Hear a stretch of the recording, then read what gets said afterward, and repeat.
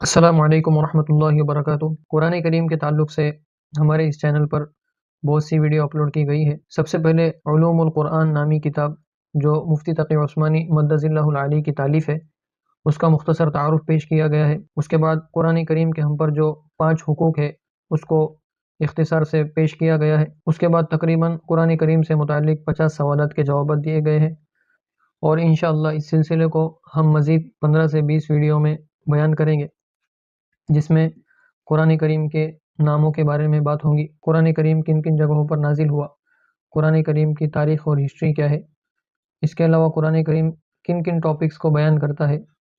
اس کے بعد تفسیر کے متعلق بات کریں گے کہ تفسیر کے کیا کیا اصول ہوتے ہیں، اور جو مضبوط اور معتبر تفسیریں ہیں وہ کون کون سی ہے، اور جو ضعیف اور کمزور تفسیریں ہیں وہ کون سی ہے۔ آج ہم قرآن کریم کے نام اور اس کی وجہ تسمیہ کے بارے میں بات کریں گے۔ علامہ ابو المعالی رحمۃ اللہ علیہ نے قرآن کریم کے تقریباً 55 نام شمار کیے ہیں، اور بعض لوگوں نے اس کی تعداد 90 سے بھی زیادہ بتائی ہے، لیکن حقیقت یہ ہے کہ انہوں نے قرآن کریم کی صفات جیسے مجید، کریم، حکیم وغیرہ کو نام قرار دیا ہے، اس وجہ سے تعداد اس حد تک پہنچی ہے، ورنہ صحیح معنی میں قرآن کریم کے نام کل 5 ہے۔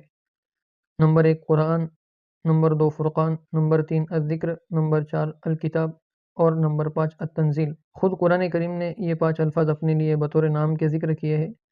ان میں سب سے زیادہ مشہور نام قرآن ہے، چنانچہ خود اللہ تعالیٰ نے کم از کم 61 مقامات پر اپنے کلام کو اسی نام سے یاد کیا۔